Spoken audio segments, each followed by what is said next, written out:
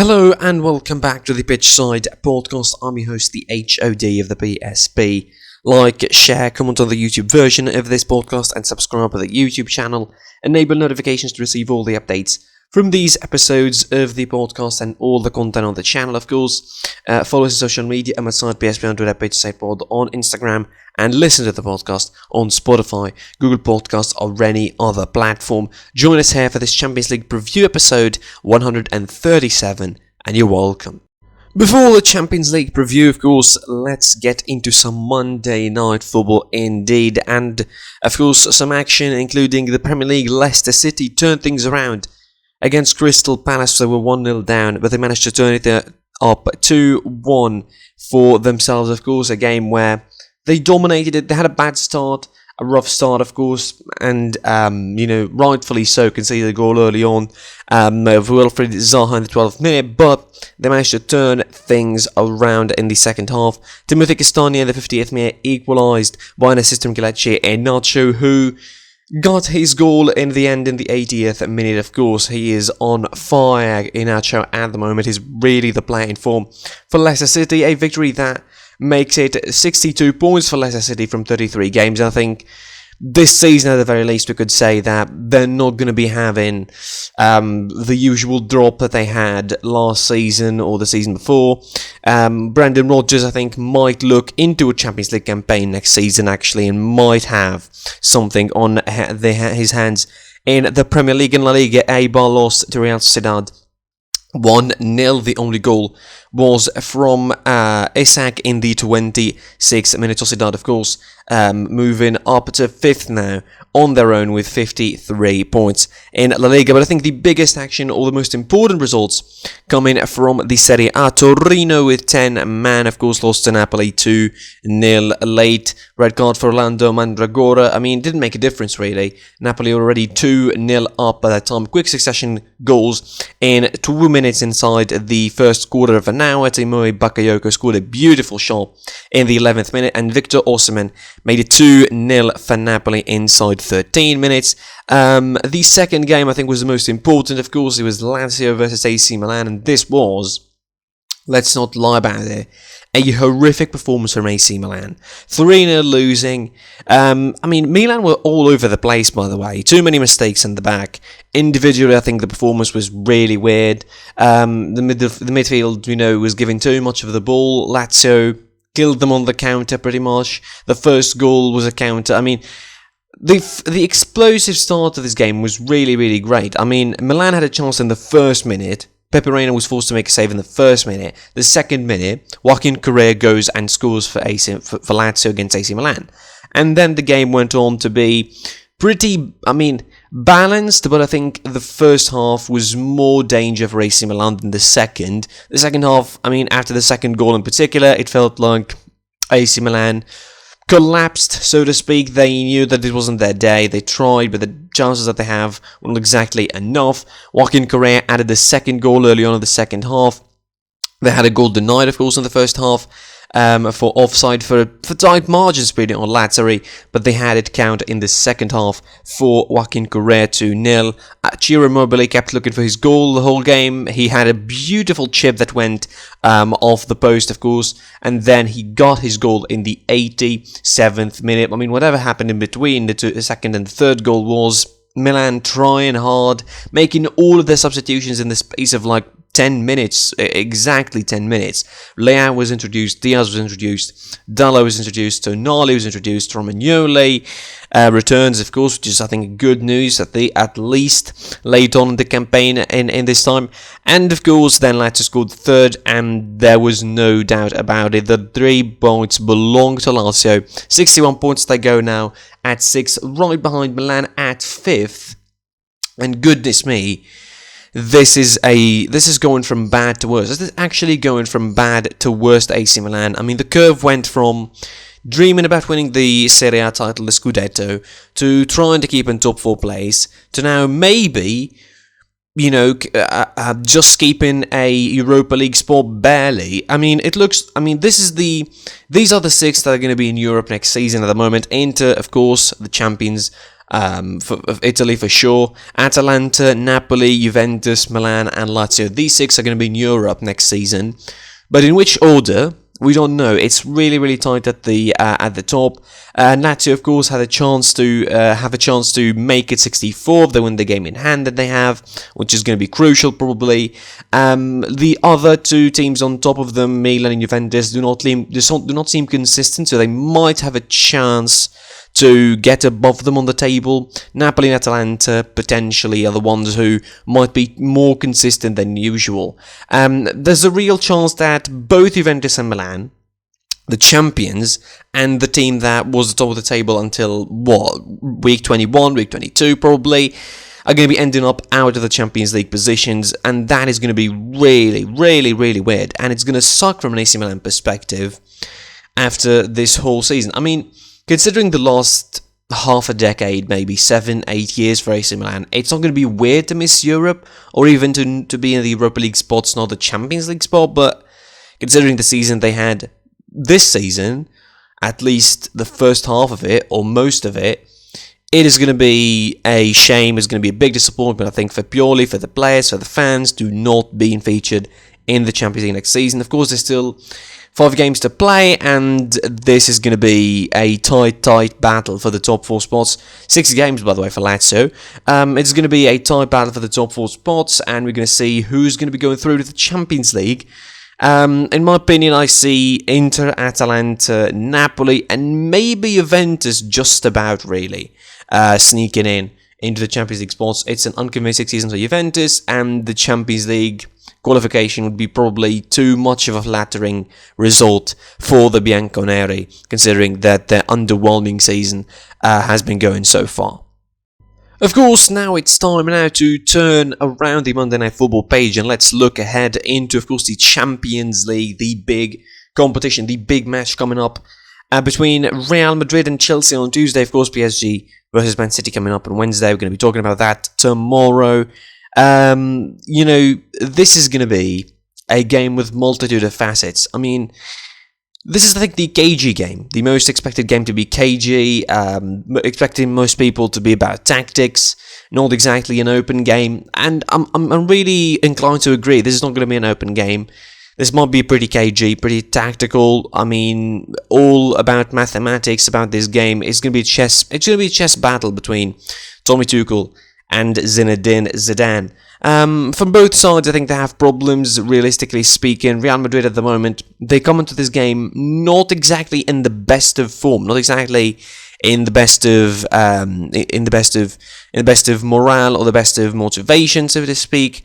The last couple of results in the league, the draws 0-0 against Real Betis as of late, and of course before that against Getafe, are not exactly filling the Real Madrid fans with hope. Even the second leg of the quarter-final against Liverpool were not exactly, the best of performances Real Madrid could have made all the season. And the problems are just too many, I think, for Real Madrid at the moment. And they creep in at the wrong moment. They're rearing their head in at the wrong moment. The injuries. The form in the league is sort of wobbly feet now. The injury issues, the fitness issues, of course. They're going to be not having Valverde. They're going to not be having Varane. They're not having Vasquez. They're not going to be having Ramos for sure for this game. There's questions about Cruz. They were missing Modric until a certain point, missing Carvajal until a certain point. There's real tiredness that's looking in the Real Madrid squad. There's real tiredness in the squad, and it's affecting the way they perform. It's affecting their potency in the attack in particular. It's affecting their intensity. I think since the Clasico, they lacked that intensity. That week of having 2 Liverpool games and El Clasico, where they managed to get the results out of the 3 of them. And by the second Liverpool game, anything could have happened, realistically speaking. By the second Liverpool game, had Liverpool didn't miss their chances, probably would be talking something else right now, but probably would have been talking about a semi-final between Liverpool and Chelsea. Who knows? Certainly, the lack of potency in the attack is one of the biggest problems for them as well, and one of the biggest results and consequences of this kind of tiredness, this kind of leggy nature of the Real Madrid squad. You look at their attack, you look at the stats for the attack, you look at their top scorers, and you see Karim Benzema with 21 at the top, and then following him, you'd have Cruz, you'd have Casemiro with 5, Asensio 4, Cruz and Modric 3, and if you want to extend it to a top 6, it's going to be Vinicius with 3 goals. So basically, the top 3, the 3 midfielders are amongst the top goal scorers in the Real Madrid squad, amongst the top 5 goal scorers in the Real Madrid squad, and that shows you how bad Real Madrid's attack have been this season. As much as they managed to make results, they managed to get results the way they did last season during the restart, but I think they benefited from something in the restart. They benefited from the fact that they didn't have Champions League football when they returned from the pause in March, and they returned to the league. They finished the league straight away, and they were out of the cup already, so there were no pressure really on Real Madrid. They were allowed to deal with each game as a cup game, pretty much, the last 11 games that they had or so in the league, and they won the league. This season, they didn't have that luxury, and it's coming at the wrong time, really, the issue. They're coming at the wrong time. The lack of athleticism now is going to hurt Real Madrid. If it translates into the performance against Chelsea, it will definitely hurt Real Madrid. I think their midfield lineup is going to be the difference between controlling the game and not doing so. How much is going to be the injuries affecting the players, we really don't know. I think it's going to be affecting them a lot if Chelsea go about their game the right way. I mean, questions are asked all over. If Real Madrid can divide their efforts adequately between the Champions League and La Liga with a depleted squad, pretty much. Like, this is not a deep squad at all for Real Madrid. Like, the options that they have on the bench are not exactly satisfying. Who are you going to be relying upon? With no Ferland Mendy as well available for this one. Again, the doubts about Cruz's availability are really, really big. He could not feature, at least not a starter, if he's not, if he's not fit enough. So the question is, with this depleted squad, can Real Madrid make it? Can Real Madrid pull off an intense game like they used to be for the most of the season? I have actually a pretty defined answer, and pretty definitive answer. No, they will not be able to do that. Because if you saw them, since the game against Liverpool, since the first game against Liverpool, the Clasico, even in the Clasico, they were waning a little bit by the end of the game, by the last 15 minutes or so of the Clasico, they were really tired. Then against Liverpool, they were completely outdone. At a certain point, they looked pretty shaky, and Liverpool, again, they missed loads of chances, and they only have themselves to blame in that game. Then you look at them in the league games as of late, and they're really tired. They're really given control of the game. Against Betis, they were not controlling the game for the first 30 minutes or so, and they weren't compact enough. Real Betis had loads of chances in the second half, and they could have won the game as well. So they have their own problems, they have their own issues. Real Madrid really, again, benefited from the pause last season, albeit to be eliminated early in the Champions League eventually. But this season don't have the same luxury, and unfortunately for them, it's going to be probably crumbling down on their heads if they don't be fit, or they don't be as intense as possible, which is a very likely possibility that they will be exhausted and they will be tired, and we will not see the same intensity from Real Madrid as we see for the whole season. As far as Chelsea are concerned, they, I think, enjoyed a big transformation this season. They had, it's completely different situation between where they were at the start of the season, not in terms of the table necessarily or the results, but the way they were playing, the fact that they have more confidence now in the style of their play under Thomas Tuchel. The problems still persist, really, but they are problems of a different kind, and they might be even... the problems for Chelsea might be even worse than the Real Madrid ones, because the problems for Chelsea are effectiveness. If Real Madrid have 3 chances, they would probably score 1 or 2. But Chelsea, out of the 10 chances, they score 1 or 2, which is... I don't know if that's by design or by just the fact they lack a potent finisher up front. They have the quality players, of course, quality wingers. They have Mason Mount, even as a number 10. They have the players who could really create, but they don't have the players who can finish. Timo Werner just scored a goal against West Ham and missed a big chance later on. So it is a problem of potent finishing. I think you could look at Timo Werner and you look at someone like Vinicius Junior in Real Madrid, and you make a symmetrical comparison really between the two, looking at them from the problem of finishing. They could do everything. They could run behind, they could create spaces, they could assist to their teammates, but they could not score, more or less. You look at their numbers this season, Vinicius scored 3, Timo Werner isn't much better, he scored only 5 this season, scored only 6 in the league, sorry, and he's definitely, under severe criticism. He's seriously under severe criticism. Somewhat of an anomaly, or somewhat of a curious case at the very least. For Chelsea, in all competitions, he scored 9, 6 in the league, and 3 in the Champions League. So, he might come good in these kind of games. Who knows? We're still waiting to see him. He might come good.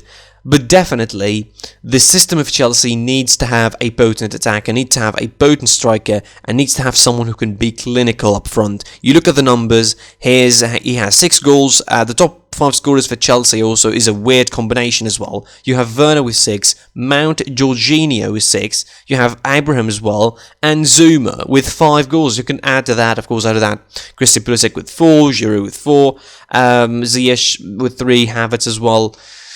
The problem with Chelsea that the new signing took too long, I would say, to get going. Havertz, Werner, Ziyech, these 3 in particular. Ben Chilwell and Silva are fine for what they are. But Havertz and Werner, and in particular, Werner, was under serious pressure. But I like about him the fact that he's coming out. He is continuing to play, continuing to perform, continuing to try hard, despite the criticism, despite quite frankly, the abuse that is, taken on social media, and I think in particular, and also by pundits, criticizing his finishing and all of that. He will come good. I'm sure he will come good for Chelsea eventually, but definitely, they need some sort of omnipotent finisher up front if they want to create chances and finish them against Real Madrid side, and hopefully taking advantage of how the game is going to be going. Again, it's going to be cagey. It will depend either Chelsea would put pressure on Real Madrid, be intense, and take the game to them, and do not make the mistake that Liverpool and Atalanta didn't, which is allowing Real Madrid to take control, allowing Real Madrid to set the pace of the game, to define the tone of the game.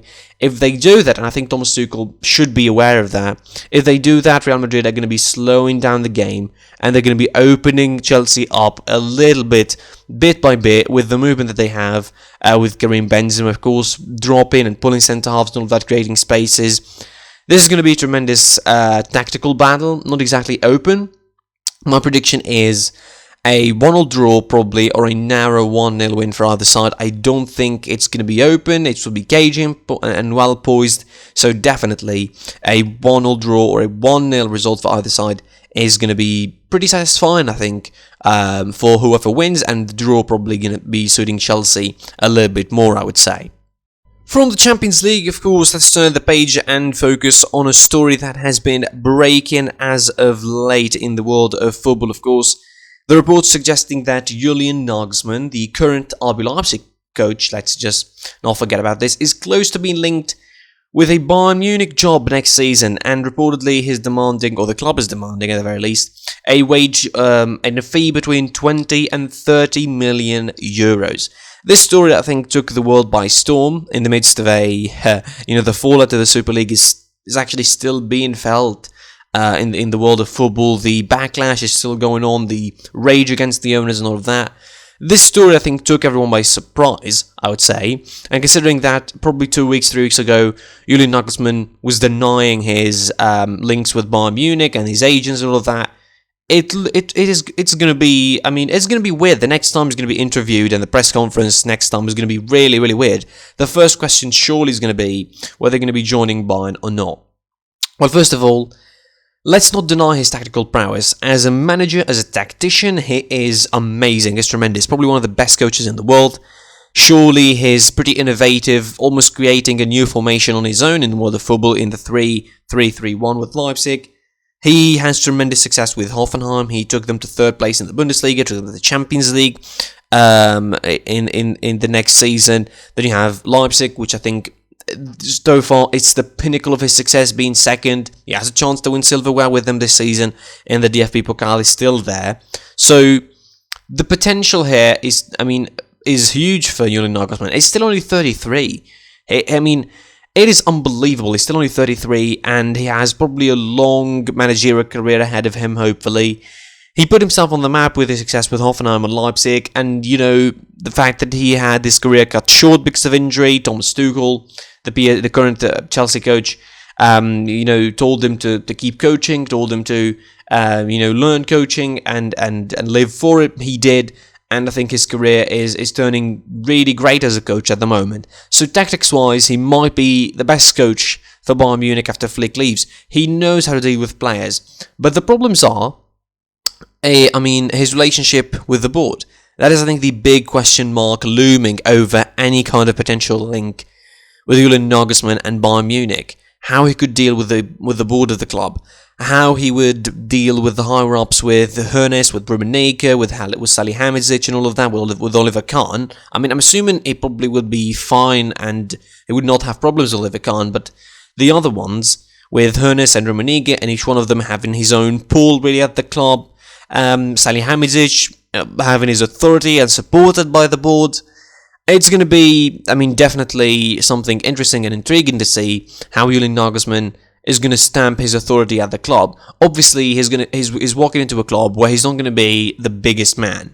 In Leipzig, he is the biggest man. He is the guy who, I think, he's even a bigger star than some of his players, Julian Nagelsmann, and not just for his fashion sense, but also for his personality that overshadows the Leipzig players.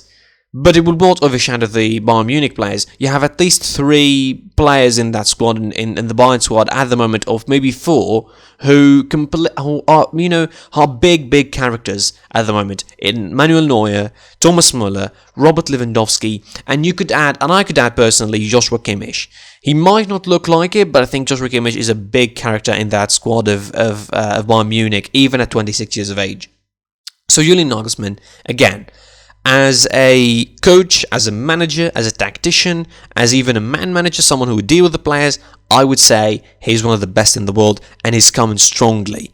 But in terms of, being a politician in the dressing room, dealing with the board, dealing with the authority at the Bayern Munich higher-ups, this is what might be the problem. They should give him free rein, I would say, if they're going to hire him, if Bayern Munich are going to be accepting the wage demands and the fee demands. He should be given free rein and should be allowed to sort of not exactly abuse his power, but certainly be allowed to some free room and leeway to try and poach some players to Bayern Munich. They already had Upamecano now from Leipzig, and by the way, quick note. I really feel sorry for Leipzig. They might end up having their 2 best centre-halves sold. Upamecano was already sold to Bayern. Konate is a matter of time before he gets sold to Liverpool and the release clause gets paid and finalised. And they might be losing their coach. And there's also the potential to lose Sabitzer next season to Tottenham Hotspur. If the rumours are true and the reports are true, Tottenham are strongly chasing Marcel Sabitzer from Leipzig. So this is going to be a destructive season for Leipzig next season. We'll see how they're going to be dealing with it. Certainly they're still in the Champions League, so how would that go? We don't know. Again, the biggest point is how Julian Nagelsmann is going to be dealing with the board if he is accepted. Again, it's an if. There's no confirmation that Julian Nagelsmann is joining Bayern. It's just, strong reports, so to speak. Leipzig confirmed that they are demanding between 20 and 30 million fee, reportedly, to let him go, because he doesn't have a clause unlike Upamecano did that could be activated, so they would not let him go. If they don't want him to go to Bayern, he will not go to Bayern, basically. Again, for me personally, as a Bayern fan, I would think Julian Nagelsmann is a pretty good coach, pretty great coach, I would say, to take over Flick. But the responsibility is going to be too much. Flick achieved already 6-tuple last season. Even if the season didn't go down so well, there's still that sort of background, there's still a sort of legacy to live upon for Julian Nagelsmann. Can he go a little bit further? Can he really bring them to the domination in the Champions League that they want to have? And that is what Bayern are looking for. Not one title, not one trophy in 10 years or so. They're looking to complete domination. And can they do that with Julian Nagelsmann? And can Julian Nagelsmann be enough of a politician and have enough of a character to deal with the board and to achieve those objectives for Bayern Munich? This is the biggest question, I would say. That's it for this episode. Like, share, comment on the YouTube version of this podcast, and subscribe to the YouTube channel. Enable notifications to receive all the updates from these episodes. Listen to those on Spotify, Google Podcasts, or any other platform. Which SidePod on Instagram, SidePSB on Twitter, follow us there on social media. And of course, we're coming off after the game between Real Madrid and Chelsea with the review for that game. And hopefully tomorrow we're going to be previewing PSG Man City, and we'll see what we're going to be talking about in the podcast episode. Until next time, I'll see you soon. Goodbye.